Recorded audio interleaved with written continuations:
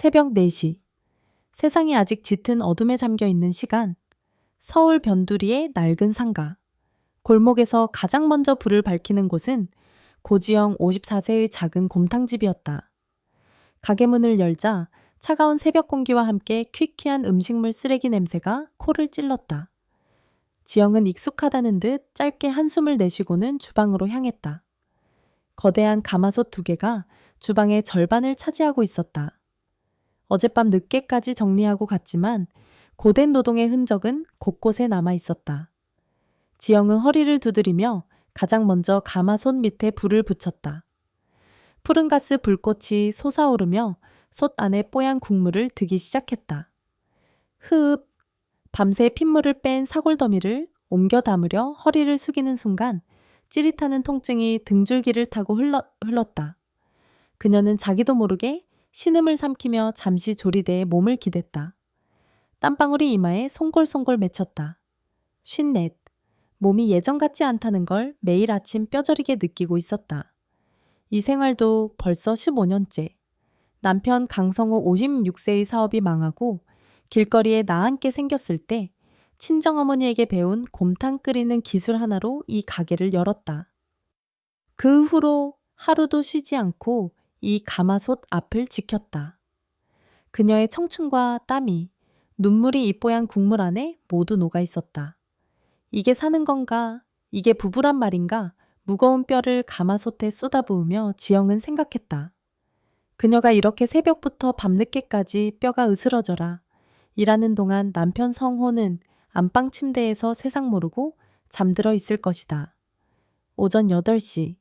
가게 오픈 준비가 거의 끝날 무렵 안쪽 살림집으로 연결된 문이 삐걱거리며 열렸다. 부스스한 머리에 늘어난 러닝셔츠 차림의 성호가 배를 긁으며 나왔다. 지영을 한번 흙이 쳐다볼 뿐 수고했다는 말 한마디 없었다. 물. 그가 내뱉은 첫 마디였다. 지영은 말없이 정수기에서 찬물을 받아 건넸다. 성호는 물을 벌컥벌컥 마시더니 빈 컵을 식탁에 탁 내려놓았다. 오늘 나갈 건데 10만 원만 줘. 어제도 5만 원 가져갔잖아요. 지영의 목소리에는 날이 서 있었다. 하지만 성호는 눈 하나 깜짝하지 않았다. 어제는 어제고 오늘은 오늘이지. 친구들 만나는데 빈손으로 가냐? 얼른 줘. 괜히 뜸들이지 말고. 지영은 입술을 깨물었다. 싸워봤자 소용없다는 걸 너무 잘 알았다. 그녀는 앞치마 주머니에서 꼬깃꼬깃한 5만 원짜리 2장을 꺼내 성우에게 툭 던져주었다. 성우는 돈을 받아 들고는 당연하다는 듯 주머니에 쑤셔 넣었다. 바로 그때 지영의 휴대폰이 요란하게 울렸다. 화면에 뜬 어머님이라는 세 글자에 그녀의 미간이 절로 찌푸려졌다. 네, 어머님. 아침부터 전화하기 싫은데요. 내 성우한테 연락 안 되길래 했다. 생활비 붙였니? 시어머니 김화자 70세의 날카로운 목소리가 수화기 너머로 날아왔다. 오늘 오후에 보내드릴게요. 쯧. 가게가 그렇게 잘 된다면서 돈 붙이는 건 맨날 늑장이야. 너 우리 성우 아침은 챙겨 먹였냐? 걔가 아침 안 먹으면 속 쓰려 하는 거 알면서. 일어나신 지 얼마 안 됐어요. 곧 차려드릴 거예요. 하여튼 남편이 돈 못 번다고 아주 남편을 우습게 알지. 그러니까 애가 기가 죽어서 아무것도 못하는 거 아니야. 얼른 돈이나 붙여라. 끊는다. 전화는 일방적으로 끊겼다. 지영은 휴대폰을 쥔 채 허탈하게 웃었다. 기가 막혀 눈물도 나오지 않았다. 아들이 40 넘어까지 도박에 빠져 사업 말아먹은 건 생각도 못하고 모든 걸 며느리 탓으로 돌리는 사람이었다. 아, 머리야. 갑자기 현기증이 돌며 세상이 핑 돌았다. 지영은 휘청거리며 겨우 의자를 붙잡았다. 이대로는 안 됐다. 정말 이대로 가다가는 쓰러져 죽을지도 몰랐다. 사람을 구해야겠어. 그녀는 떨리는 손으로 알바 구함이라고 적힌 낡은 종이를 꺼내 들었다. 며칠 후 면접을 보러 온 한 남자가 가게 문을 열고 들어섰다. 딸랑하는 풍경 소리와 함께 들어선 남자를 보고 지영은 순간 숨을 멈췄다. 180은 좋게 넘어 보이는 훤칠한 키. 티셔츠 위로도 느껴지는 떡 벌어진 어깨와 탄탄한 몸. 짧게 깎은 머리에 이목구비가 시원시원하게 잘생긴 얼굴이었다. 그런데 그와 어울리지 않게 눈빛은 강아지처럼 선하면서도 어딘가 깊은 슬픔이 어려 있었다. 안녕하십니까. 구인 공고 보고 연락드렸던 박민준입니다. 올해 30이라는 남자는 꾸벅 예의 바르게 허리를 숙였다. 그의 또렷하고 낮은 목소리가 가게 안을 울렸다. 지영은 이력서를 받아 들었다. 중소기업 생산관리직으로 5년을 일하다가 얼마 전 권고사직을 당했다고 적혀 있었다. 식당 일은 해본 적 없으시네요? 네, 처음입니다. 하지만 뭐든 빨리 배울 자신 있습니다. 시켜만 주시면 정말 열심히 하겠습니다. 민주는 지영의 눈을 똑바로 쳐다보며 말했다. 그 고든 눈빛에서 절박함과 함께 강한 책임감이 느껴졌다. 지영은 잠시 망설였다. 너무 젊고 잘생긴 남자를 좁은 가게에 들이는 것이 어쩐지 부담스러웠다. 하지만 지금은 그런 걸 따질 때가 아니었다. 내일부터 바로 출근할 수 있어요. 네, 물론입니다. 민준의 얼굴에 화색이 돌았다. 지영은 그를 채용하기로 마음먹었다. 그저 고된 일을 덜어줄 일손 하나가 필요했을 뿐, 이 선택이 그녀의 메마른 인생을 통째로 뒤흔들게 될 줄은 꿈에도 모른 채. 다음 날 민주는 약속 시간보다 10분 먼저 가게에 도착했다.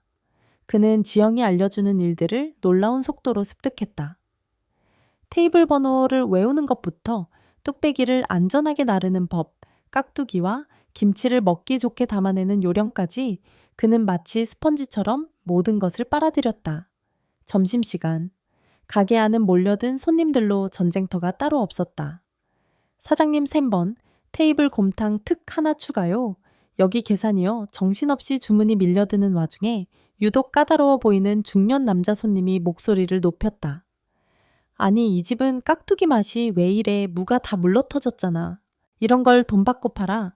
남자는 일부러 모두 들으라는 듯 큰 소리로 투덜거렸다.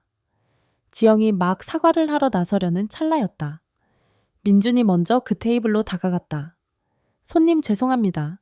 깍두기가 입맛에 맞지 않으셨군요. 그는 화를 내거나 변명하지 않고 먼저 정중하게 사과했다. 저희가 오늘 아침에 새로 담근 김치인데 괜찮으시다면 한번 맛보시겠습니까?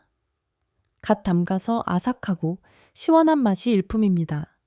물론 그것도 마음에 안 드시면 바로 탕값을 빼드리겠습니다. 그의 침착하고 예의 바른 태도에 남자는 오히려 할 말을 이르는 듯 잠시 머뭇거렸다. 민주는 곧바로 겉절이 김치를 작은 접시에 담아 가져다 주었다. 남자는 마지못해 김치를 한 점 맛보더니 더 이상 아무 말 없이 식사를 계속했다. 위기가 순식간에 정리된 것이다. 모든 상황을 지켜보고 있던 지영은 그저 멍하니 서 있었다. 분노와 당황스러움으로 가득 찼던 마음이 신기하게 가라앉았다. 그녀는 자신을 대신해 손님을 응대하고 있는 민준의 넓은 등을 바라보았다.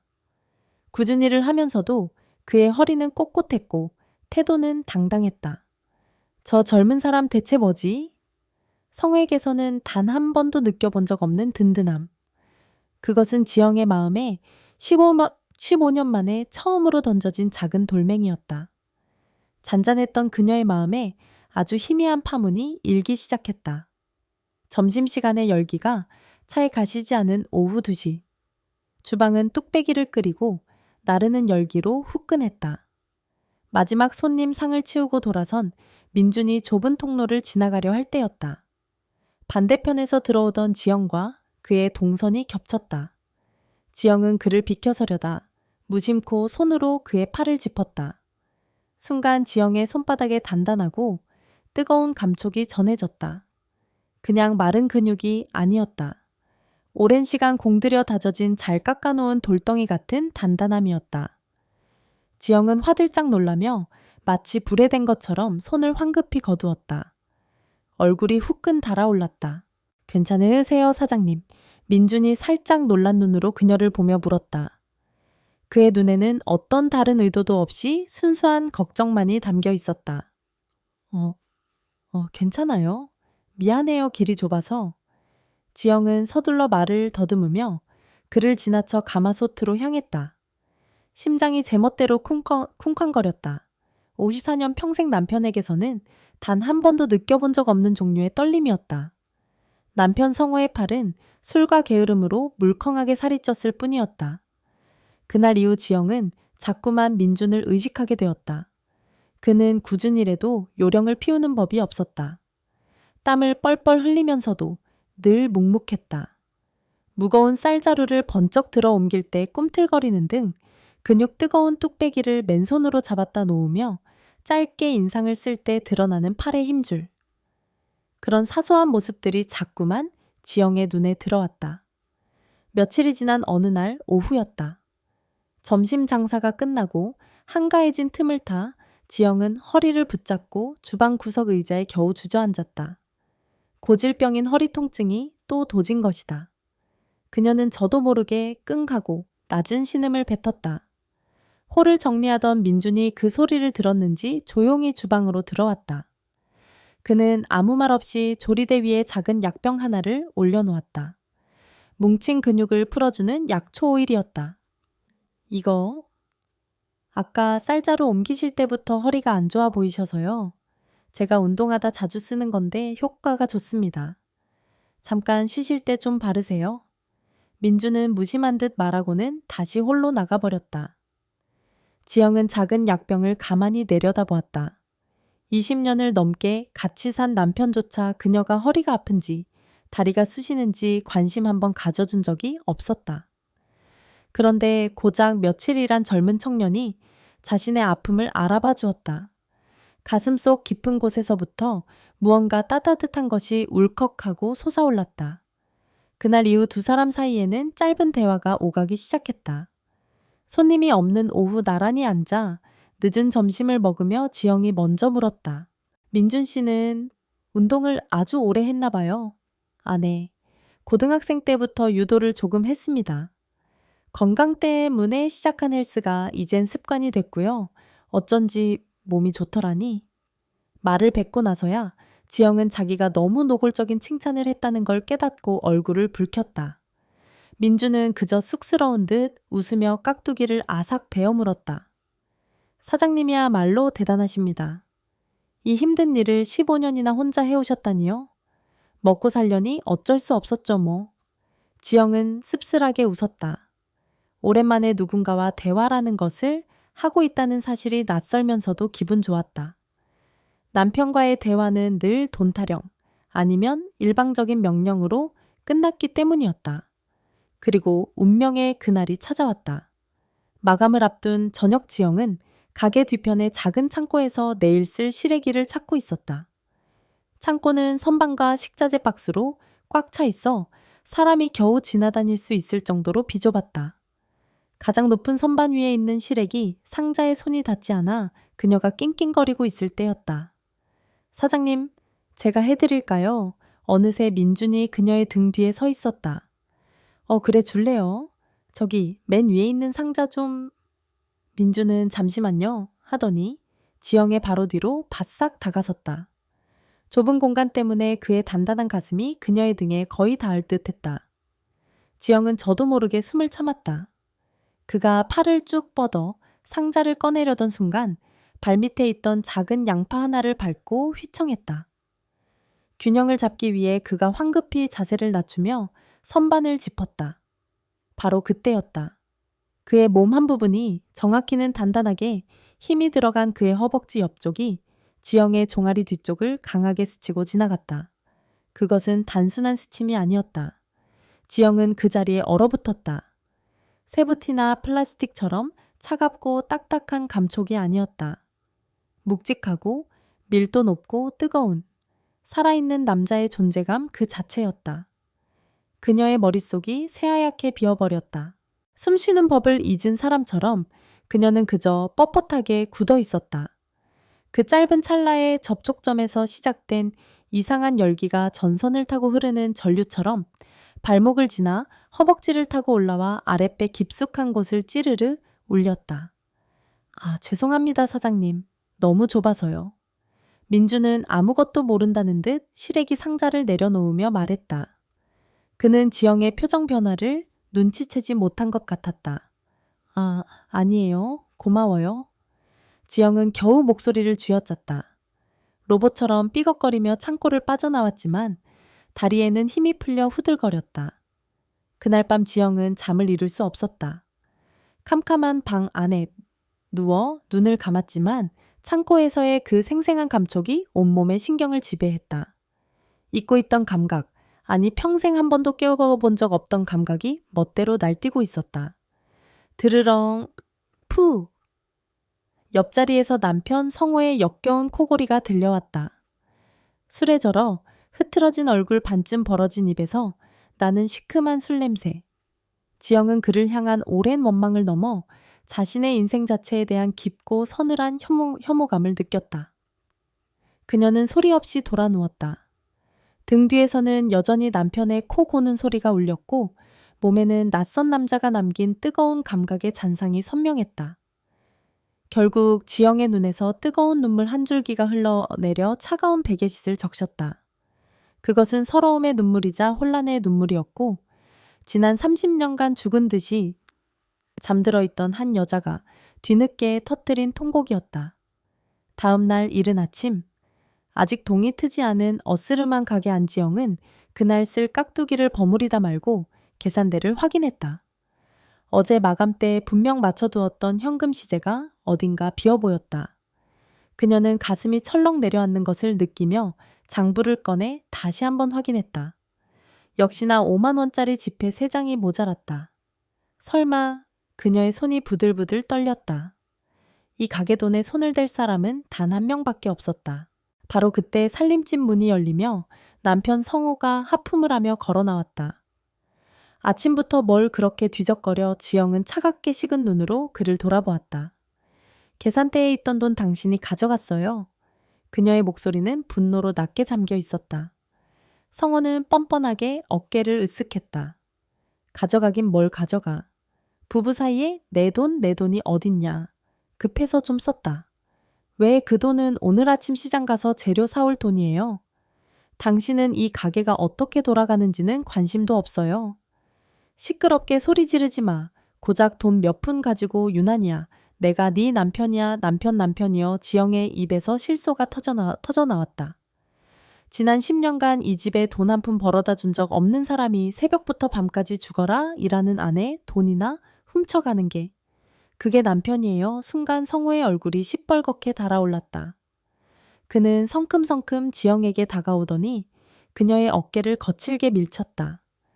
이 여편네가 미쳤나? 어디서 남편한테 말대꾸야. 악지영은 균형을 잃고 뒤로 넘어지며 조리대 모서리에 팔을 세게 부딪혔다.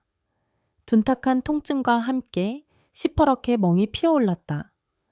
성호는 넘어진 아내를 일으켜줄 생각도 않고 재수없는 년이라 욕설을 뱉으며 가게 문을 박차고 나가버렸다. 홀로 남은 지영은 부딪힌 팔을 감싸준 채 한참을 주저앉아 있었다. 팔의 통증보다 심장을 후벼 파는 듯한 굴욕감과 절망감이 더 아팠다. 눈물이 핑 돌았지만 울음조차 나오지 않았다. 그녀의 눈물샘은 이미 오래전에 말라버렸다. 얼마 후 민준이 출근했다. 사장님, 좋은 아침입니다. 쾌활한 그의 인사에 지영은 애써 아무렇지 않은 척 고개를 끄덕였다. 하지만 민준은 금세 가게 안의 냉랭한 공기와 지영의 표정이 평소와 다르다는 것을 눈치챘다. 무슨 일 있으셨어요? 아니에요. 괜찮아요. 지영은 손님 맞이 준비를 하려 몸을 돌렸다. 바로 그때 민준의 눈에 그녀의 팔뚝에 선명하게 들어있는 시퍼런 멍자국이 들어왔다. 그의 미간이 순간 굳어졌다. 사장님 팔은 왜 그러십니까? 그의 목소리는 아침의 쾌활함은 온데간데 없이 낮고 진지하게 가라앉아 있었다. 아, 이거 그냥 좀 부딪혔어요. 거짓말하지 마십시오.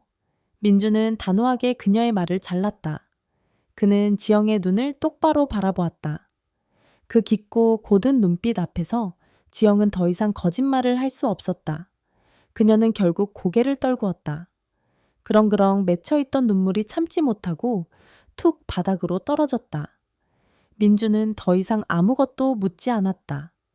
그는 묵묵히 구급상자를 가져와 차가운 찜질팩을 멍든 곳에 조심스럽게 대주었다. 그의 손길은 서툴렀지만 그 안에 담긴 진심 어린 걱정은 어떤 위로의 말보다 더 따뜻하게 지영의 마음을 파고들었다. 그날 밤, 모든 손님이 떠나고 가게 문을 닫은 시간. 평소 같으면 바로 퇴근했을 민준이 정리할 게 좀 남아서요. 라며 가게에 남아 있었다. 둘은 말없이 텅 빈 가게를 정리했다. 그 침묵이 어색하지 않았다. 오히려 서로의 존재가 고요한 위안이 되었다.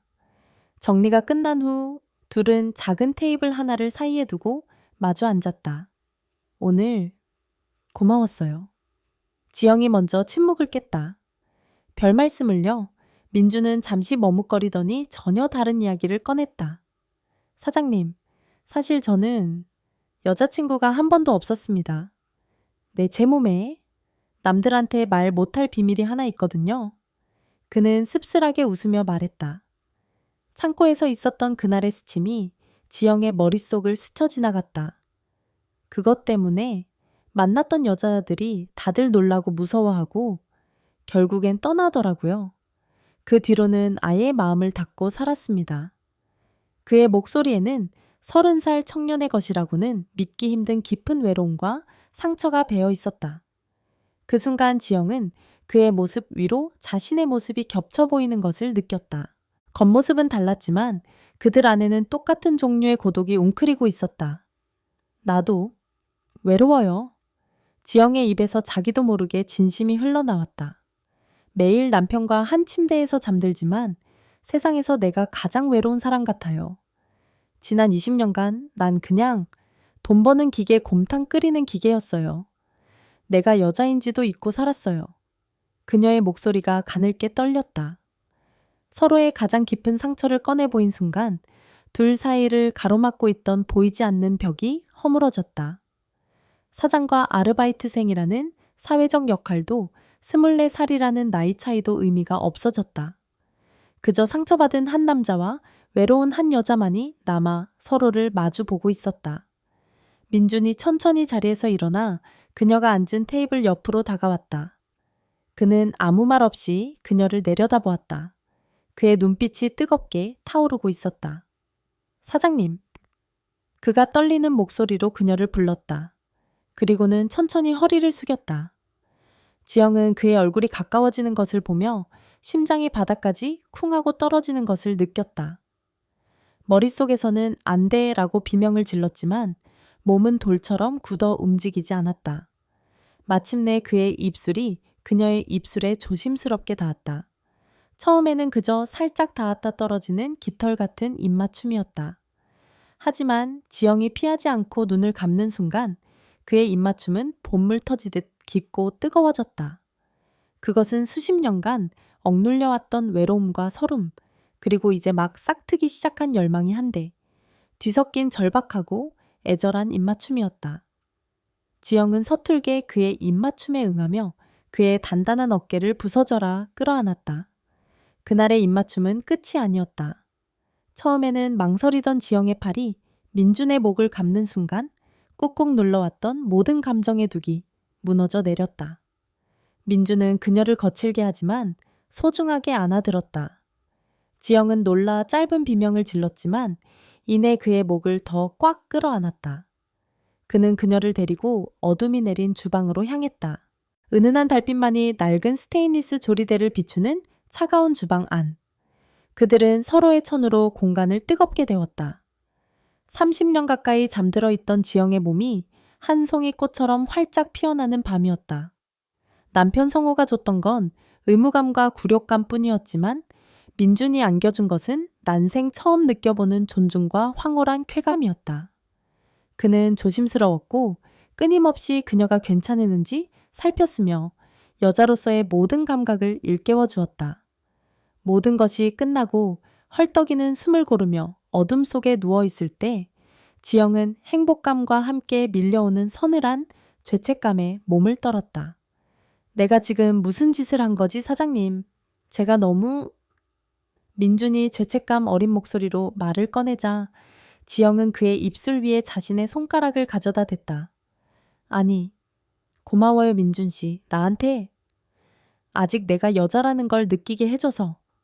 그날 이후 두 사람의 위험한 관계는 비밀스럽게 시작되었다. 가게 문을 닫고 난 후 텅 빈 가게는 둘만의 뜨거운 밀회 장소가 되었다. 낮에는 충실한 사장과 성실한 직원이었지만 밤이 되면 서로의 상처를 보듬고 외로움을 달래는 연인이 되었다. 변화는 지영에게서 가장 먼저 나타났다. 언제부터인가 그녀는 새벽에 거울을 보는 시간이 길어졌다.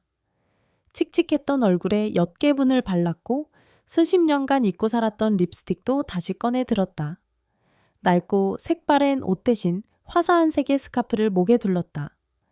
얼굴에는 늘 피곤함과 짜증이 서려 있었지만 이제는 자기도 모르게 입가에 옅은 미소가 피어올랐다. 어머 지영아, 너 요새 얼굴에 꽃이 폈다. 무슨 좋은 일 있어?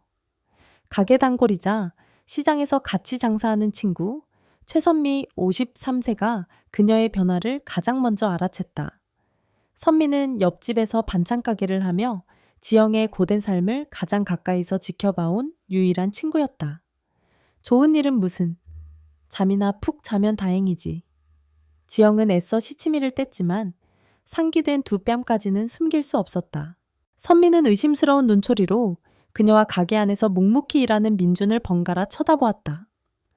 남편 성호 역시 아내의 변화를 감지했다. 하지만 그의 방식은 달랐다. 뭐야, 그 꼬라지는 늙어가지고 주책이야. 가게에 돈이 좀 도니까 아주 멋부릴 생각만 하지. 그는 비아냥거리며 그녀를 깎아내렸다. 하지만 지영은 예전처럼 그의 말에 상처받거나 분노하지 않았다. 그녀의 마음속에는 이미 성호가 들어설 자리가 없었다. 그녀는 그저 무심하게 그를 쳐다보고는 자신의 일에만 몰두했다. 그런 아내의 태도는 성호의 자격지심을 더욱 부채질할 뿐이었다. 행복은 달콤했지만 그 뒤에는 늘 불안이라는 쓴맛이 따라다녔다. 둘은 낮 동안 가게에서 서로를 향한 시선을 애써 외면해야 했다. 하지만 뜨거워진 마음은 사소한 순간에 불쑥불쑥 튀어나왔다. 점심시간이 지나고 한가한 오후 지영이 조리대에서 팔을 다듬고 있었다. 그때 홀을 정리하던 민준이 그녀의 뒤로 다가와 물었다. 사장님, 이 박스는 어디다 둘까요? 너무 가까이 다가온 탓에 그의 숨결이 그녀의 귓가에 스쳤다. 지영은 저도 모르게 움찔하며 어깨를 떨었다. 팔을 썰던 칼이 미끄러져 손가락을 살짝 베이고 말았다. 옛 붉은 피가 방울져 맺히는 것을 본 민준의 얼굴이 하얗게 질렸다. 그는 자기가 들고 있던 박스를 아무렇게나 내려놓고는 황급히 지영의 손을 붙잡았다. 사장님, 괜찮으세요? 죄송합니다. 제가 너무 가까이 가서. 그는 지영의 손가락을 흐르는 물에 씻기고는 서둘러 구급 상자를 가져와 밴드를 붙여주었다. 그의 손길은 안절부절 못하며 떨리고 있었다. 그 모습이 지영의 눈에는 안쓰럽고 또 사랑스러웠다. 그녀는 자기도 모르게 피가 나지 않는 다른 쪽 손으로 그의 뺨을 부드럽게 감쌌다. 괜찮아요. 이 정도는 아무것도 아니야. 그녀의 따뜻한 손길에 민준의 눈빛이 흔들렸다. 그 순간 둘의 눈빛이 허공에서 뜨겁게 얽혔다. 세상이 멈춘 것 같았다. 서로의 눈동자 속에는 오직 상대방의 모습만이 가득했다. 바로 그때였다. 딸랑 가게 문에 달린 풍경이 요란한 소리를 내며 열렸다. 짙은 갈색으로 파마한 머리 매섭게 치켜 올라간 눈매, 시어머니 김하자였다. 그녀는 예고도 없이 들이닥쳐 아들의 뺨을 감싸고 있는 며느리와 그런 며느리를 애틋하게 바라보는 젊은 남자의 모습을 정확히 목격했다. 화자의 입술이 비죽이 올라가며 그녀의 가늘고 매서운 눈이 의심과 경멸의 빛으로 번뜩였다. 지금 둘이 뭐 하는 게냐? 얼음장처럼 차가운 그녀의 목소리가 가게 안에 미묘하고 따뜻했던 공기를 단숨에 조각내버렸다. 화자의 목소리는 얼음 송곳 같았다. 그녀의 서슬, 퍼런 시선에 지영은 화들짝 놀라 민준의 뺨을 감쌌던 손을 황급히 거두었다. 마치 불륜 현장을 들킨 사람처럼 심장이 철렁 내려앉았다. 민준 역시 당황한 기색을 감추지 못하고 어색하게 한 걸음 뒤로 물러섰다. 어머님, 여긴 어쩐 일이세요? 지영은 애써 태어난 척하며 물었지만 목소리가 프레다텔스키 떨렸다. 화자는 비웃음이 섞인 콧방귀를 뀌며 성큼성큼 가게 안으로 들어섰다. 그녀는 며느리가 아닌 뚫어질 듯 민준을 위아래로 훑어보았다. 내가 내 아들 가게에 오는데 미리 허락이라도 받아야 하는 걔냐 그보다 이 젊은이는 누구야? 아, 새로운 직원이에요. 박민준 씨라고. 직원 화자는 직원이라는 단어를 뱀처럼 혀끝에서 굴리며 비아냥거렸다. 직원이랑 사장이랑 대낮에 가게에서 볼따구나. 만지면서 시시덕거려 꼴 좋다 아주. 어머님, 그건 오해세요. 제가 손을 다쳐서 민준 씨가. 시끄럽다 화자는 지영의 말을 칼같이 잘랐다. 젊고 힘 좋은 사내놈이 할 일이 없어서 이런 주방 구석에 처박혀 국물이나 나르고 있다니. 쯧쯧 생긴 건 멀쩡해서는. 그녀는 일부러 민준이 들으라는 듯 모욕적인 말을 쏟아냈다. 민준은 주먹을 꽉 쥔 채 묵묵히 고개를 숙였다. 지영은 가슴에서 불이 치밀어 오르는 것을 느꼈다. 어머님 말씀이 너무 지나치세요. 민준 씨는 성실하게 일하는 사람이에요. 뭐 인연이 지금 나를 가르치려 들어 네가 딴 생각을 품으니까 저런 날건달 같은 놈이 꼬이는 거 아니야. 화자는 그날 이후 본격적으로 며느리 감시에 들어갔다. 그녀는 예고도 없이 하루가 멀다 하고 가게에 나타났다.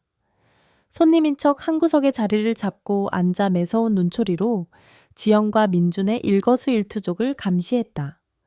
둘 사이에 눈빛이라도 오갈세라 아주 작은 틈도 허용하지 않겠다는 기세였다.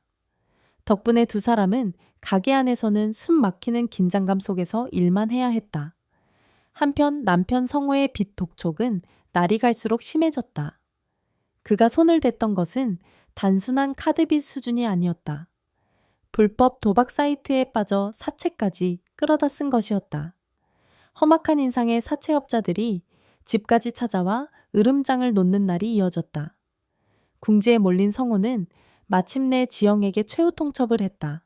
가게, 내 명의로 돌려줘.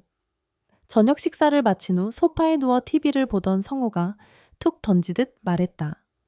뭐라고요? 어차피 우리 공동재산이잖아. 내가 사업자금으로 좀 쓰게 명예 좀 바꾸자고. 싫어해요. 지영은 단칼에 잘랐다. 이 가게는 내 피와 땀이에요. 당신 멋대로 도박빚 갚는데 쓸 돈은 단 한 푼도 없어요. 이게 진짜. 성호는 벌떡 일어나 지영의 멱살이라도 잡을 듯 험악한 표정을 지었다. 너 요새 아주 기고만장이야. 그 젊은 놈 믿고 이러는 거지? 말 함부로 하지 마세요. 당신이야말로 당신 어머니 말만 믿고 사람 의심하는 거 아니고요. 두 사람 사이에 고성이 오갔다. 성호는 결국 분을 이기지 못하고 현관문을 쾅 닫고 나가버렸다. 지영은 홀로 남아 가쁘게 숨을 몰아쉬었다. 이제 이 결혼은 돌이킬 수 없는 파국으로 치닫고 있었다. 다음 날 지영은 반찬가게 친구 선미를 찾아가 모든 것을 털어놓았다. 남편의 도박빚 시어머니의 의심, 그리고 민준과의 관계까지. 모든 이야기를 들은 선미는 혀를 차며 지영의 손을 잡았다. 이 미련한 거사. 그걸 왜 이제야 말해? 그 인간은 구제불능이야. 당장 이혼해야지. 무서워 선미야. 이혼하면 이 가게도 뺏기고 난 길거리에 나앉을지도 몰라. 정신 차려 고지영. 저 인간들이야말로 내 가게 뺏으려고 혈안이 되어 있잖아. 지금이야말로 독하게 마음먹고 널 지켜야 할 때라고. 그 청년 민준 씨라는 사람 믿을 만한 사람이고 지영은 말없이 고개를 끄덕였다. 그녀에게 민준은 어두운 터널 속에서 만난 유일한 빛이었다. 그날 밤 성호는 어머니 화자를 찾아갔다. 엄마개가 끝까지 가게 명의를 안 넘겨주겠대. 이제 어떻게 사채업자들은 매일같이 목을 조여 오는데. 성호가 징징거리며 하소연하자 화자의 눈이 번뜩였다. 걱정 마라. 그년이 제 발로 가게를 내놓고 무릎 꿇게 만들 방법이 있으니. 화자는 아들의 귓가에 무언가 속삭이기 시작했다. 그녀의 입계에는 뱀처럼 교활하고 잔인한 미소가 걸려 있었다. 그년이랑 그놈? 분명 뭐 보통 사이가 아니야. 내가 똑똑히 봤어. 증거만 잡으면 돼. 증거만 잡으면 위자료 한 푼 안 주고 쫓아내는 건 일도 아니지. 오히려 우리가 위자료를 뜯어낼 수도 있고. 알겠냐? 어머니의 계략을 들은 성호의 얼굴에 점차 탐욕스러운 빛이 감돌기 시작했다. 거대한 폭풍이 지영의 작은 곰탕집을 향해 검은 입을 벌리고 있었다. 며칠간의 폭풍 전야가 흘렀다. 화자는 매일같이 가게에 출근 도장을 찍었다. 그녀는 손님 행세를 하며 가장 구석진 자리에 앉아 마치 먹이를 노리는 매처럼 지영과 민준을 감시했다. 그녀의 집요한 시선 때문에 두 사람은 숨쉬는 것조차 부자연스러웠다. 서로에게 필요한 말을 건넬 때조차 다른 손님이나 주방 이모에게 말하는 척 둘러대야 했다. 그날도 점심시간이 막 지나가게 안이 한산해질 무렵이었다. 민준이 땀으로 젖은 이마를 팔뚝으로 훔치며 뜨거운 가마솥 옆을 지키고 있었다. 펄펄 끓는 국물을 젓는 그의 등은 땀으로 흥건했다. 그 모습을 안쓰럽게 지켜보던 지영은 찬물에 헹군 깨끗한 행주 하나를 들고 그에게 다가갔다. 민준 씨 땀 좀 닦고 해요. 지영은 최대한 사무적인 말투를 유지하려 애썼다. 하지만 그의 고생을 위하는 마음까지 숨길 수는 없었다. 민준이 고맙다는 눈빛으로 그녀를 잠시 바라보며 행주를 받아 들려던 바로 그 순간이었다. 구석자리에 앉아있던 화자가 벌떡 일어나 성큼성큼 주방으로 걸어왔다. 그녀의 얼굴은 분노로 시뻘겋게 달아올라 있었다. 지금 내 아들 가게에서 무슨 짓거리들이냐? 악에 바친 고함이 가게 안을 쩌렁쩌렁 울렸다. 몇몇 남은 손님들의 시선이 모두 주방으로 쏠렸다. 어머님 손님들 다 계신데 왜 이러세요? 지영이 차분하게 상황을 수습하려 했지만 화자는 이미 이성을 잃은 상태였다. 이게 어디서 발뺌이야. 내가 지난 며칠간 내년하는 짓을 똑똑히 지켜봤어. 젊은 놈이랑 눈이 맞아서 아주 살판이 났더구나. 남편은 집에서 굶고 있는데 내년은 여기서 연애질이야. 화자의 입에서 나오는 말들은 비수처럼 날아와 지영의 가슴에 박혔다. 억울함과 수치심에 지영의 얼굴이 하얗게 질렸다. 하지만 더 이상 예전처럼 당하고만 있을 수는 없었다. 어머님, 함부로 말씀하지 마세요. 지영이 처음으로 목소리를 높여 대꾸했다. 제가 누구 때문에 이렇게 살고 있는데요. 어머님 아드님은 10년 넘게 제 등골 빼먹으면서 도박이나 하고 다니는데 제가 힘들게 일하는 사람 땀 닦아주는 게 그렇게 죽을 죄예요. 뭐 인연이 이제 아주 대놓고 남편 흉을 봐 틀린 말 했나요? 어머니야말로 아들 감싸고 돌 시간에 정신 차리라고 회초리라도 드셨어야죠. 아들 인생 망친 건 어머님이세요. 닥치지 못해 그 순간 이성을 완전히 잃은 화자의 눈에 바로 옆 테이블 위에 놓여있던 배추김치 접시가 들어왔다. 그녀는 망설임 없이 그 접시를 집어들었다. 그리고는 온 힘을 다해 지영의 뺨을 향해 후려쳤다. 짝둔탁하고 질척한 소리가 가게 안에 울려 퍼졌다. 시간이 멈춘 것 같았다. 지영은 그대로 굳어버렸다. 뺨을 타고 흐르는 것은 눈물이 아니었다. 시뻘건 김칫 국물과 끈적한 양념, 그리고 억센 배추잎이 그녀의 얼굴과 흰 조리복 위로 흉측하게 흘러내렸다. 뺨은 불에 댄 것처럼 화끈거렸고 귓가에서는 윙하는 이명이 울렸다. 사장님 가장 먼저 정신을 차린 것은 민준이었다. 그는 들고 있던 국자를 내던지고 단숨에 지영의 앞으로 달려왔다. 그는 마치 어미달기 병아리를 품듯 자신의 넓은 등으로 지영을 감싸 안으며 화자를 정면으로 막아섰다. 어르신 지금 뭐 하시는 겁니까? 민준의 눈빛은 이전의 순한 강아지 같던 모습은 온데간데 없었다. 분노로 이글거리는 그의 눈빛은 마치 제 주인을 지키려는 맹수처럼 사나웠다. 넌 또 뭐야? 어디서 굴러먹던 놈이 감히 어른한테 눈을 불하려. 화자는 민준의 기세에 잠시 주춤했지만 이내 다시 악을 썼다. 당신은 이분께 이렇게 함부로 대할 자격 없습니다. 민준은 한자 한자 힘주어 말했다. 그의 낮은 목소리에는 누구도 거스를 수 없는 단호함이 실려 있었다. 이 가게는 이분이 평생을 바쳐 이룬 곳이고 당신 아들이 아니라 이분이 바로 이 가게의 주인입니다. 그리고 전 그런 사장님을 지킬 겁니다. 어떤 방식으로든. 그는 더 이상 화자를 어르신이라고 부르지 않았다. 그의 선언과도 같은 말에 화자는 잠시 할 말을 잃었다. 그저 분에 못 이겨 씩씩거릴 뿐이었다. 민주는 천천히 지영을 부축했다. 지영은 여전히 충격에서 벗어나지 못한 채 텅 빈 눈으로 허공을 보고 있었다.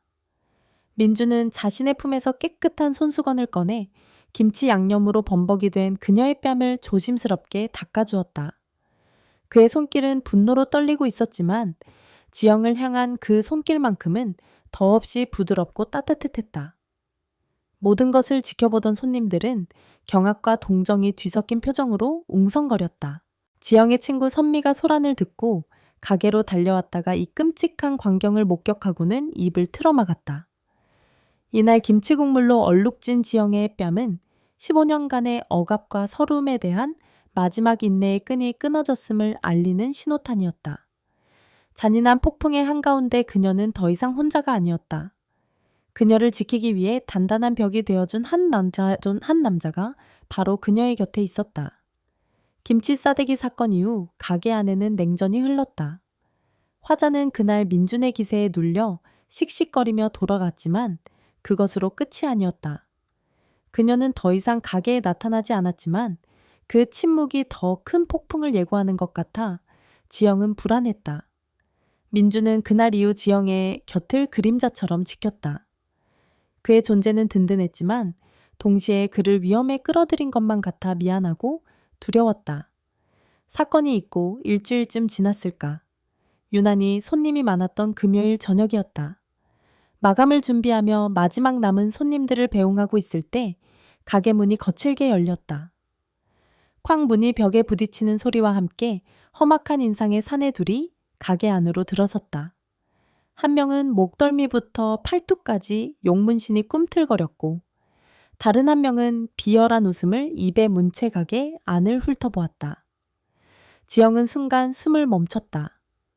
며칠 전 집 앞에서 남편 성우에게 삿대질을 하며 돈을 갚으라고 소리치던 바로 그 사채업자들이었다.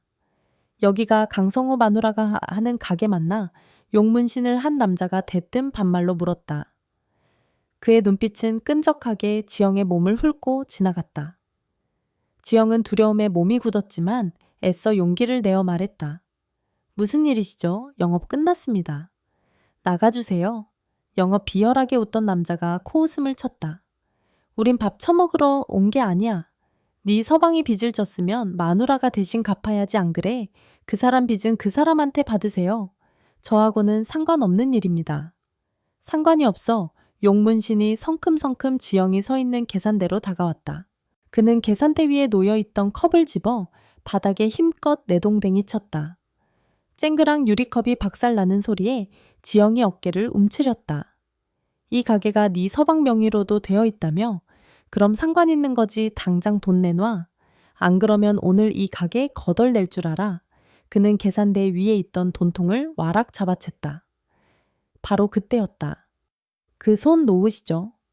주방에서 나온 민준이 얼음처럼 차가운 목소리로 말했다.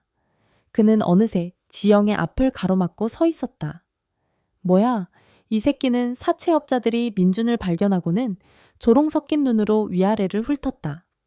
키 크고 몸 좋아봐야 젊은 놈 하나라고 얕보는 기색이 역력했다. 이 가게 직원이니 꺼져 새파란 놈이 어른들 일에 끼어드는 거 아니야. 주인이 나가라고 하면 나가시는 게 순서입니다. 그리고 그 돈통 당장 내려놓으세요. 민주는 조금도 물러서지 않았다. 팽팽한 긴장감이 가게 안을 가득 메웠다. 용문신이 귀찮다는 듯 손을 휘저으며 민준의 뺨을 후려치려 했다. 하지만 그의 주먹은 허공을 갈랐다. 민준이 놀랍도록 빠른 동작으로 그의 팔목을 잡아챈 것이다. 악용 문신이 비명을 질렀다. 민주는 유도를 연마한 사람답게 정확히 그의 급소를 잡아 비틀었다.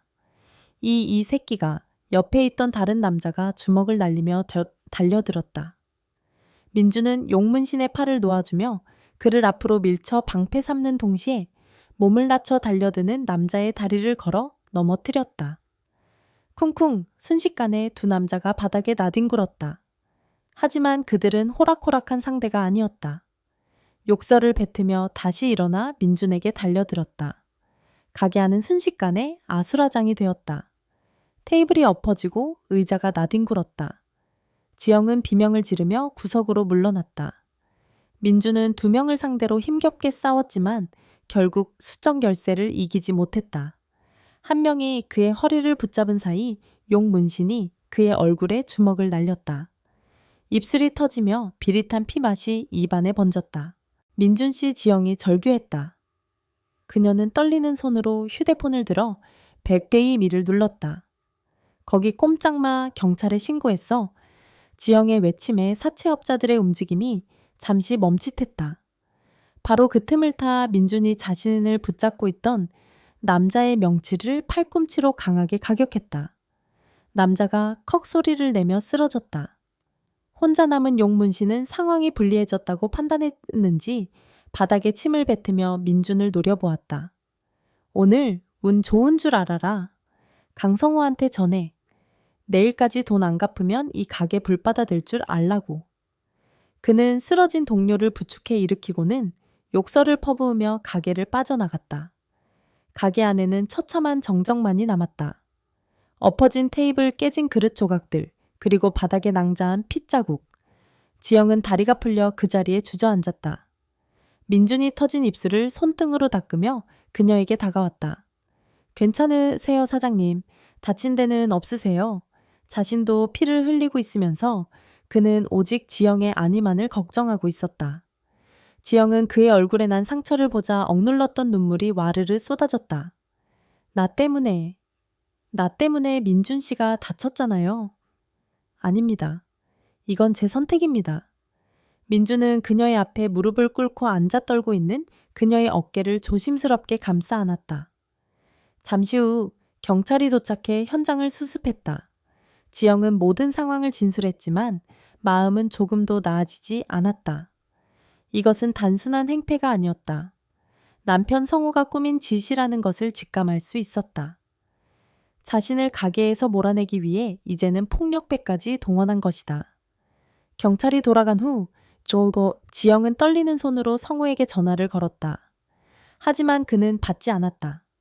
아마도 이 모든 상황을 어딘가에서 지켜보며 비웃고 있을 터였다. 사장님, 민준이 낮게 그녀를 불렀다. 이건 시작일 겁니다. 저 인간 여기서 멈추지 않을 거예요.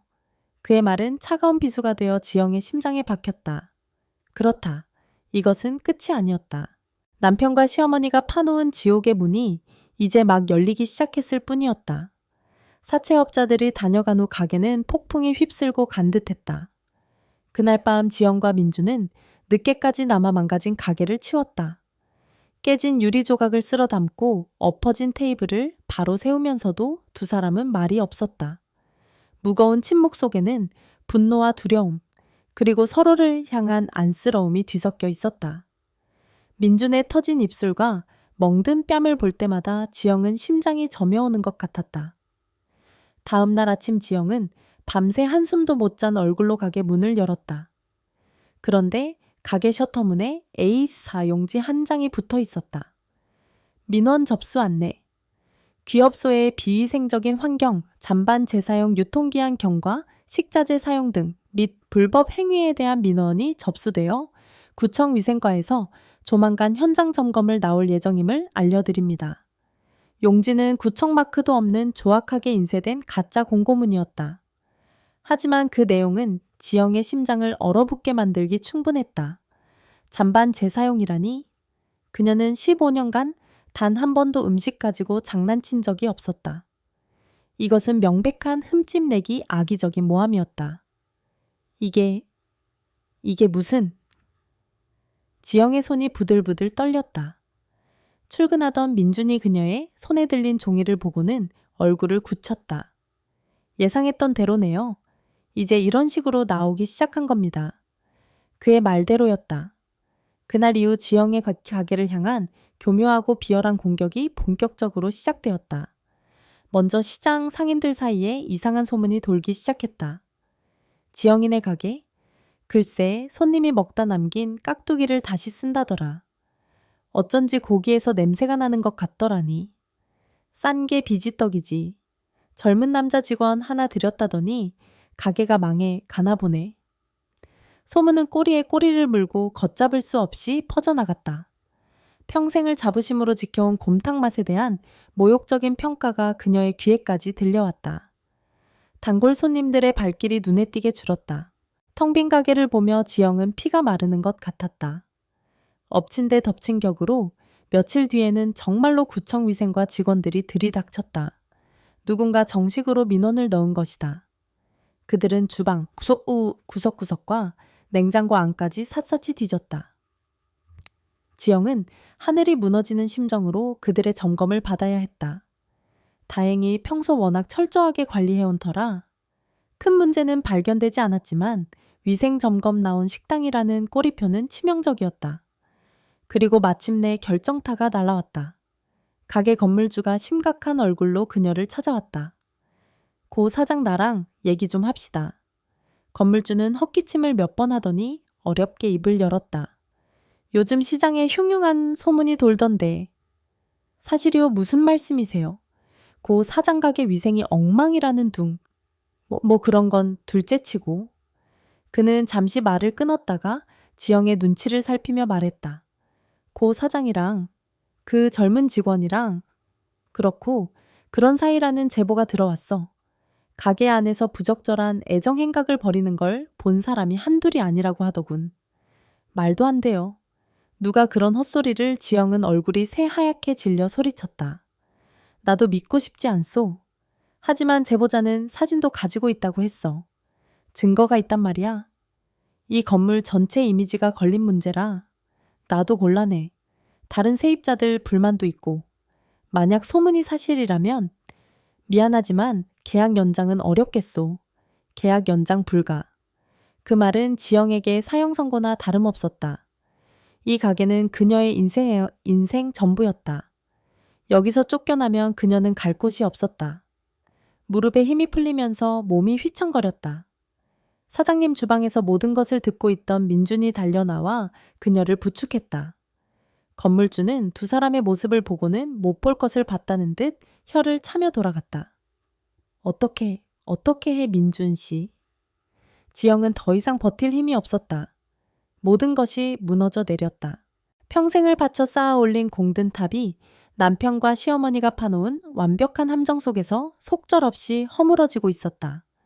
그녀는 결국 민준의 품에 기댄 채 바닥에 주저앉아 아이처럼 목 놓아 울었다. 서러움과 분노 절망감이 뒤섞인 울음소리가 텅 빈 가게 안을 가득 메웠다. 민준은 그녀를 꽉 끌어안았다. 그는 아무 말도 하지 않았다. 하지만 그의 눈빛은 그 어느 때보다 차갑고 단단하게 빛나고 있었다. 제가 이렇게 무너지게 두지 않을 겁니다. 그는 울고 있는 지영의 귓가에 그러나 자기 자신에게 다짐하듯 나지막이 속삭였다. 절망의 가장 깊은 바닥에서 그는 반격을 준비하고 있었다. 그날 밤 가게는 절망의 무게로 가라앉아 있었다. 지영은 넋이 나간 사람처럼 텅 빈 의자에 앉아 있었다. 눈물은 이미 말라버렸고 얼굴에는 깊은 패배감만이 서려 있었다. 그녀의 인생이 송두리째 부정당한 기분이었다. 민주는 묵묵히 그녀의 곁을 지키며 깨진 그릇 조각을 치우는 척 주변을 서성였다. 한참의 침묵 끝에 민준이 조심스럽게 입을 열었다. 사장님, 아직 포기하기엔 이릅니다. 지영은 힘없이 고개를 저었다. 뭘 더 어떻게 해? 증거까지 있다는데? 이제 다 끝났어. 아닙니다. 민준의 목소리는 낮았지만 흔들림이 없었다.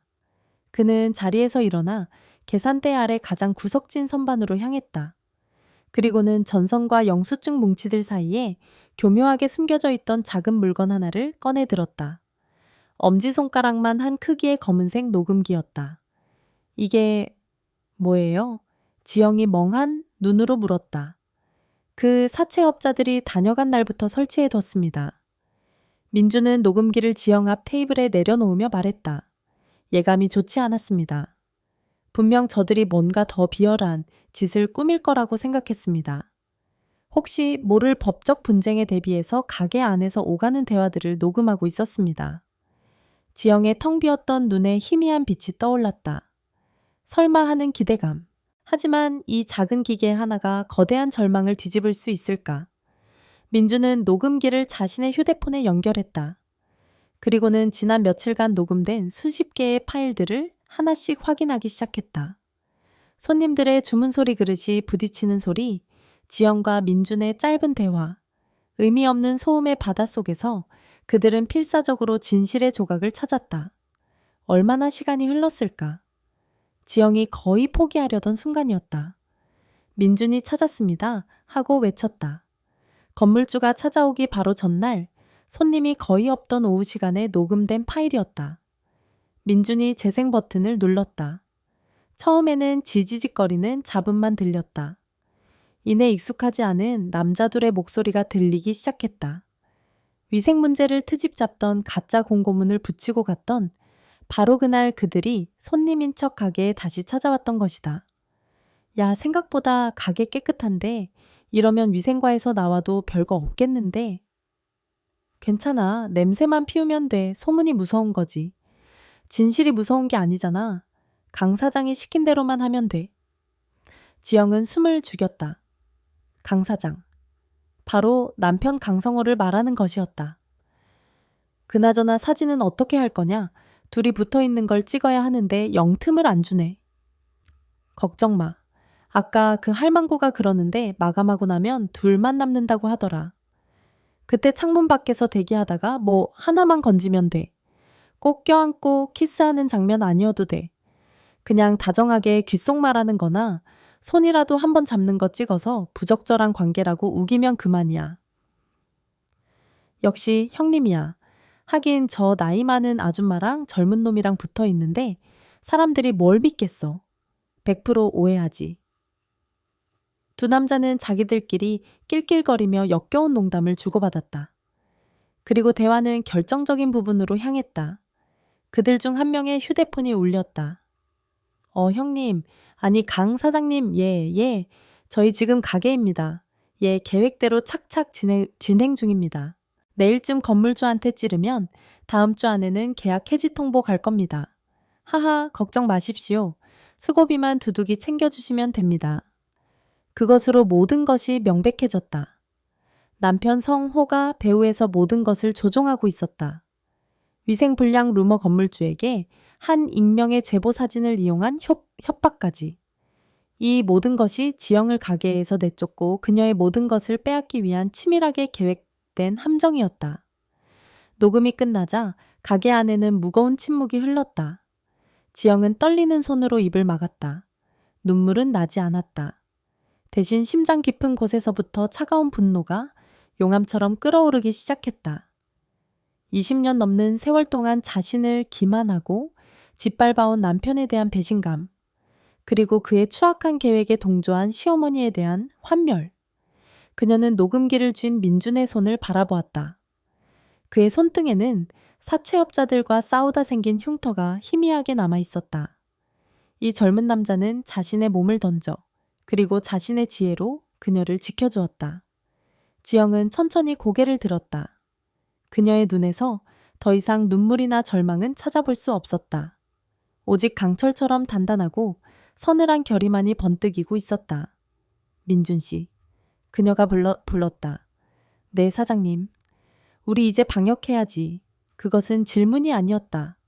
전쟁의 시작을 알리는 선언이었다. 어둠 속에서 찾아낸 작은 목소리는 모든 것을 뒤집을 가장 강력한 무기가 될 터였다. 결전의 날이 밝았다.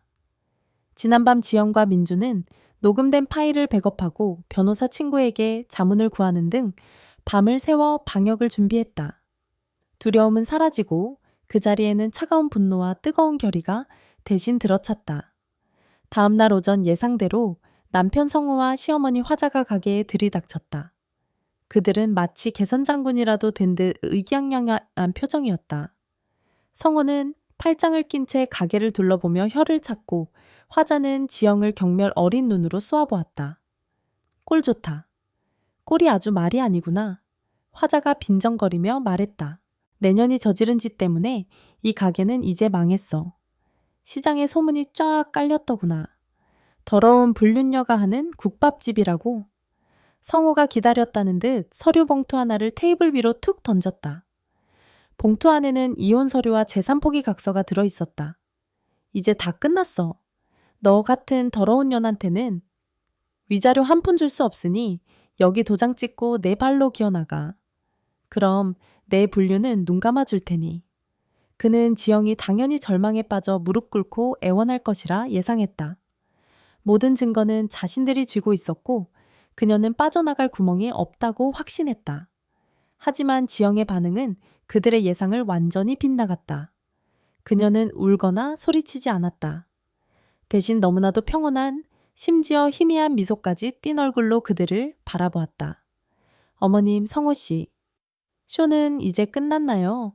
그녀의 차분한 목소리에 성호와 화자는 순간 당황한 표정을 지었다. 뭐 인연이 미쳤나? 제가 아주 재미있는 걸 하나 들려드릴게요. 지영은 미리 약속했던 대로 가게 안쪽에서 상황을 지켜보고 있던 친구, 선미와 평소 친하게 지내던 옆 가게 사장 몇 명에게 눈짓을 보냈다. 그들이 하나둘 주방 입구로 모여들었다. 그리고 지영은 계산대 아래에 연결해 두었던 블루투스 스피커의 볼륨을 최대로 높였다. 자, 다들 잘 들어보세요. 이게 바로 제 남편과 시어머니의 진짜 얼굴이니까요. 지영이 휴대폰의 재생 버튼을 누르는 순간 가게 안에는 며칠 전 녹음되었던 두 남자의 목소리가 쩌렁쩌렁하게 울려 퍼지기 시작했다. 야, 생각보다 가게 깨끗한데 이러면 위생과에서 나와도 별거 없겠는데? 괜찮아. 냄새만 피우면 돼. 소문이 무서운 거지. 강 사장이 시킨 대로만 하면 돼. 목소리가 흘러나오는 순간 성우와 화자의 얼굴이 급격하게 굳어졌다. 두 사람의 눈동자가 당혹감으로 흔들리기 시작했다. 그냥 다정하게 귓속말하는 거나 손이라도 한번 잡는 거 찍어서 부적절한 관계라고 우기면 그만이야. 역시 형님이야. 하긴 저 나이 많은 아줌마랑 젊은 놈이랑 붙어 있는데 사람들이 뭘 믿겠어. 100% 오해하지. 모든 것을 지켜보던 선미와 이웃 상인들의 입에서 경악의 탄성이 터져 나왔다. 그들은 수군거리며 성호와 화자를 경멸의 눈초리로 쳐다보았다. 그리고 마침내 결정적인 음성이 흘러나왔다. 형님, 아니 강 사장님, 예, 저희 지금 가게입니다. 예, 계획대로 착착 진행 중입니다. 수고비만 두둑이 챙겨주시면 됩니다. 음성이 끝나자 가게 안에는 잠시 동안 숨막히는 정적이 흘렀다. 모든 시선이 사색이 된 성호와 화자에게로 쏠렸다. 두 사람의 얼굴은 이제 하얗다 못해 시퍼렇게 질려 있었다. 이게 뭐야? 이게 무슨... 성호가 말을 더듬으며 뒷걸음질 쳤다. 화자는 믿을 수 없다는 듯 입만 뻐끔거릴 뿐 아무 말도 하지 못했다. 지영은 그런 그들을 향해 천천히 다가갔다. 그녀의 눈빛은 얼음장처럼 차가웠다. 이제 누가 더러운지 아시겠어요? 그녀는 성호가 던져놨던 이혼 서류를 집어들었다. 그리고는 그의 눈앞에서 갈기갈기 찢어버렸다. 이런 쓰레기 같은 서류는 필요 없어. 지영은 미리 준비해 두었던 자신의 서류 봉투를 꺼내 테이블 위에 힘껏 내리쳤다. 이혼은 내가 해. 당신 같은 인간이랑은 1분 1초도 더 이상 못 살아. 봉투 안에서 나온 것은 지영이 변호사와 함께 작성한 이혼 소장이었다.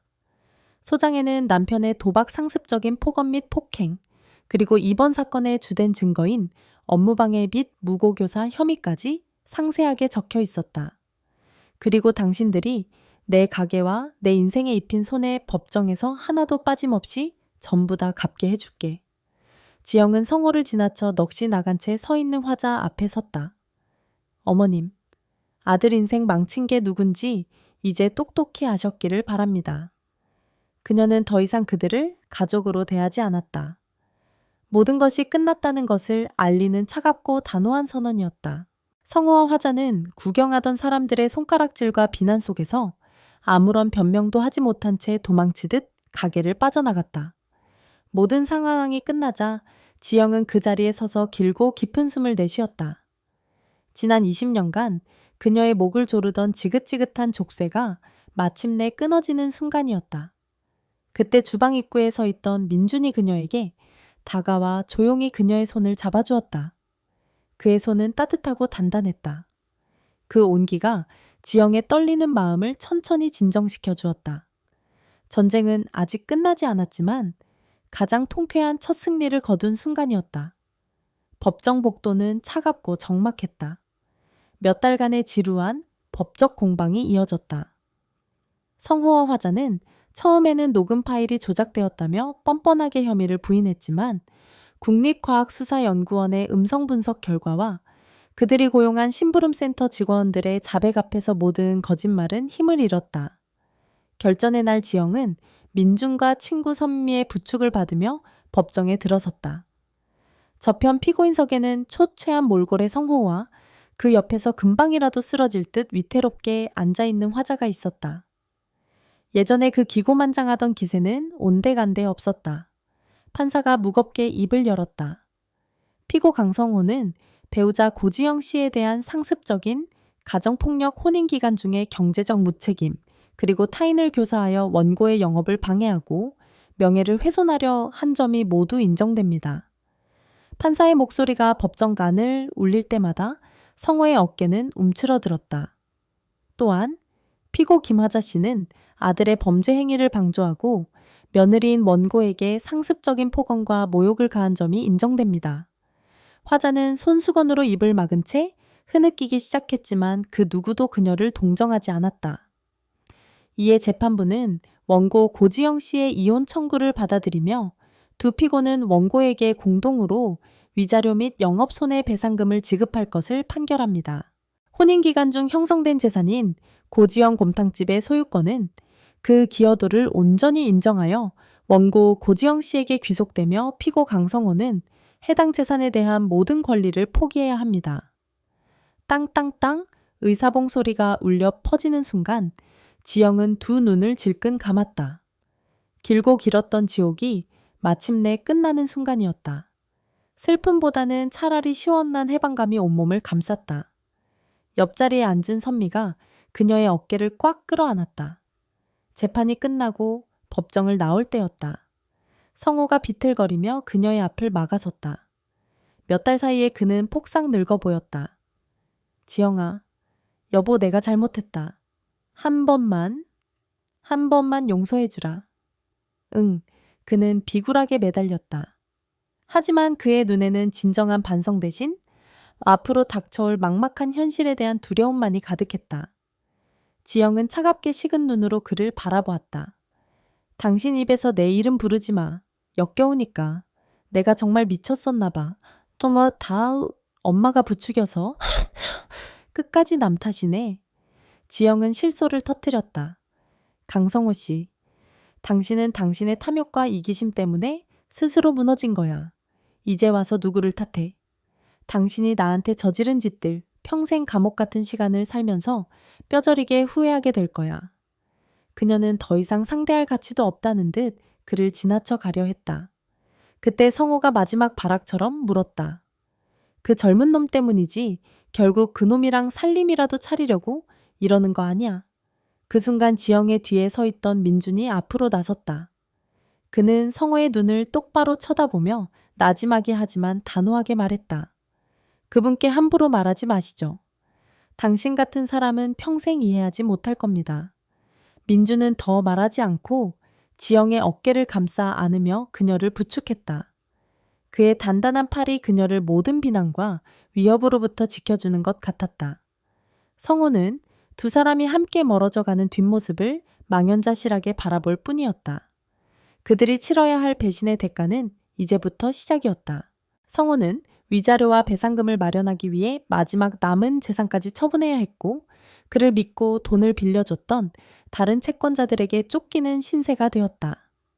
화자는 시장 사람들의 손가락질과 외면 속에서 평생을 고개 숙이고 살아야 했다. 그들이 지영에게 씌우려 했던 불륜녀와 파렴치범이라는 낙인은 결국 그들 자신의 것이 되었다. 법원 앞 계단을 내려오자 눈부신 햇살이 쏟아졌다. 지영은 마치 긴 어둠의 터널을 빠져나온 듯 한참 동안 눈을 감고 그 햇살을 온몸으로 느꼈다. 다 끝났어요, 지영씨. 어느새 민주는 그녀를 사장님이 아닌 지영씨라고 부르고 있었다. 응, 이제 정말 다 끝났어. 그녀는 고개를 끄덕이며 웃었다. 눈물로 얼룩졌던 지난 세월을 보상받는 듯 눈부시게 맑고 청명한 가을 하늘이 그녀의 머리 위로 펼쳐져 있었다. 그녀는 옆에 서 있는 민준의 손을 조용히 하지만 굳게 잡았다. 새로운 인생이 시작되고 있었다. 몇 달 후 첫눈이 내리는 겨울 아침이었다. 고지영 곰탕집이 있던 자리에 새로운 간판이 내걸렸다. 낡고 빛바랜 간판 대신 따뜻한 나무 배경에 정갈한 글씨체로 쓰인 이름이 눈에 띄었다. 지영과 민준의 곰탕집. 간판을 바꾸던 날 민준은 쑥스러운 듯 물었다. 제 이름을 꼭 넣으셔야겠어요. 사람들이 뭐라고 할 텐데. 지영은 환하게 웃으며 그의 손을 잡았다. 상관없어. 이제 남들 시선 때문에 내 행복을 숨기고 싶지 않아. 이 가게는 당신과 나 우리 둘의 것이니까. 그녀의 말처럼 가게는 두 사람의 새로운 시작을 상징했다. 법적 공방의 진실이 시장에 알려지면서 떠났던 단골 손님들이 미안한 얼굴로 하나둘 다시 찾아왔다. 지영을 괴롭혔던 흉흉한 소문은 부메랑이 되어 화자와 성호를 향했고, 이제 시장 사람들은 지영의 용기와 새로운 사랑을 묵묵히 응원해 주었다. 가게는 이전보다 더 활기가 넘쳤다. 민준의 아이디어로 깔끔하게 리모델링한 내부는 젊은 손님들을 끌어들였고 배달 앱을 통해 새로운 판로를 개척했다. 지영은 전통의 깊은 맛을 지키고 민준은 젊은 감각으로 가게에 새로운 활력을 불어넣었다. 둘은 최고의 파트너였다. 지영 씨 오늘 육수 맛이 아주 끝내주는데요. 당신이 어제 새벽까지 핏물 빼준 덕분이지. 주방에서 나란히 서서 일하며 나누는 소소한 대화 서로의 이마에 흐르는 땀을 닦아주는 작은 손길. 그 모든 평범한 일상이 지영에게는 기적처럼 소중하고 행복했다. 이혼 후 지영은 가게 근처에 작은 원룸을 얻어 독립했다. 그리고 얼마 지나지 않아 민준이 자신의 짐 가방 하나를 들고 그 집으로 들어왔다. 화려한 결혼식도 법적인 서약도 없었지만 그들은 누구보다 진정한 부부였다. 그날 밤 모든 장사를 마치고 둘은 작은 원룸으로 돌아왔다. 창밖에는 한방눈이 소복소복 쌓이고 있었다. 방 안에는 두 사람이 함께 끓인 곰탕 한 뚝배기가 김을 모락모락 피우고 있었다. 날씨가 추워지니까 곰탕이 더 맛있네. 지영이 국물을 한 숟갈 뜨며 말했다. 당신이 끓여서 맛있는 거예요. 민주는 깍두기 하나를 그녀의 밥 위에 올려주며 다정하게 웃었다. 두 사람은 마주보며 웃었다. 그 웃음 속에는 함께 역경을 이겨낸 동지애와 서로를 향한 깊은 사랑, 그리고 평온한 행복이 모두 담겨 있었다. 식사를 마친 후 민주는 지영의 어깨에 자신이 직접 뜬 목도리를 둘러주었다. 서툰 솜씨로 떴지만 세상에서 가장 따뜻한 목도리였다. 지영 씨. 그가 그녀의 손을 부드럽게 감싸 쥐었다. 나랑 같이 살아줘서 고마워요. 내가 더 고마워 민준 씨. 죽어있던 내 인생을 다시 살게 해줘서. 지영의 눈가에 촉촉한 물기가 어렸다. 그녀는 민준의 품에 기댔다. 그의 심장박동이 단단하고 규칙적으로 느껴졌다. 지난날의 악몽은 아득하게 멀어지고 이제 그녀의 삶은 이 남자의 온기로 가득 차 있었다. 사랑해요 지영씨, 나도 사랑해 민준. 그들은 창가에 나란히 서서 말없이 내리는 눈을 바라보았다. 하얀 눈은 지난날의 아팠던 상처와 흔적들을 조용히 덮어주고 있었다. 마치 모든 것을 새로 시작하라는 축복처럼. 그들의 인생에는 더 이상 식어버린 국물은 없었다. 매일 아침 두 사람이 함께 불을 지피는 가마솥 안에서는 사랑과 희망이 담긴 뜨끈한 곰탕이 펄펄 끓고 있었다. 그리고 그 따뜻한 국물은 두 사람의 남은 인생을 오래도록 든든하게 데워줄 것이었다. 내일도, 그리고 그 다음 날도 지영과 민주는 그들의 작은 가게에서 함께 웃고 함께 일하며 함께 사랑할 것이다. 그것이 바로 그들이 온몸으로 되찾은 진짜 인생이었다.